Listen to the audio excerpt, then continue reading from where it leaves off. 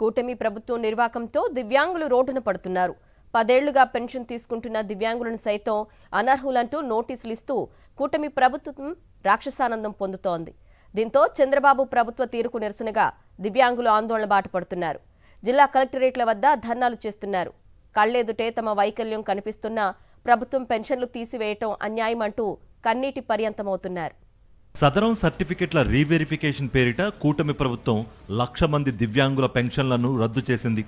వారందరికీ సెప్టెంబర్ నుంచి పింఛన్లు నిలిపివేస్తున్నట్లు అధికారులు నోటీసులు జారీ చేశారు.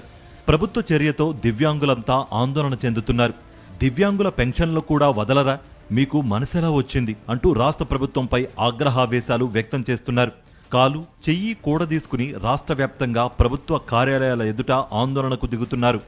బాపట్లలో దివ్యాంగులు నిరసన వ్యక్తం చేయగా అనంతపురంలో కలెక్టరేట్ ఎదుట దివ్యాంగులు ధర్నా రాస్తారోకో చేపట్టారు. రోడ్డుపై అర్ధనగ్నంగా పడుకుని సర్కార్ తీరును ఎండగట్టారు. తిరుపతి కలెక్టరేట్ వద్ద దివ్యాంగుల జేఏసీ ఆధ్వర్యంలో పెద్ద ఎత్తున ధర్నా నిర్వహించారు.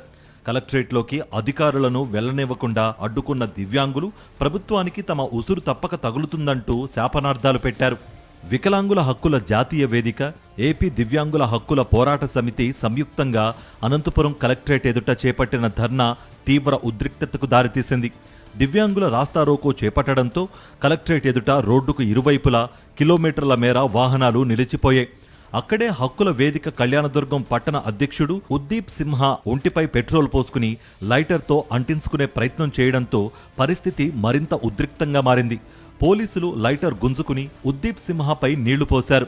అనంతరం దివ్యాంగులు ఎండలో రోడ్డుపై అర్ధనగ్నంగా పడుకుని నిరసన తెలియజేశారు.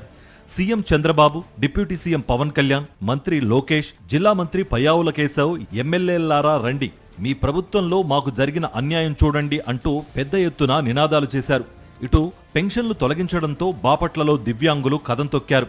జిల్లా నలుమూలల నుంచి తరలివచ్చి నిరసన చేపట్టారు. 75% నుంచి 90% ఉన్న వైకల్యం కూటమి ప్రభుత్వం వచ్చాక 40%కి ఎలా తగ్గిపోతుందని నిలదీశారు. వైద్యుల్ని దివ్యాంగుల వద్దకే పంపించి న్యాయం జరిగేలా చూస్తానని కలెక్టర్ వెంకటేశ్వర్ ఫోన్లో దివ్యాంగులకు హామీ ఇచ్చారు. దివ్యాంగులు ఆందోళనకు వైఎస్ఆర్సీపీ తిరుపతి సమన్వయకర్త భూమన అభినయరెడ్డి, సిపిఎం జిల్లా ప్రధాన కార్యదర్శి నాగరాజు మద్దతు తెలిపారు.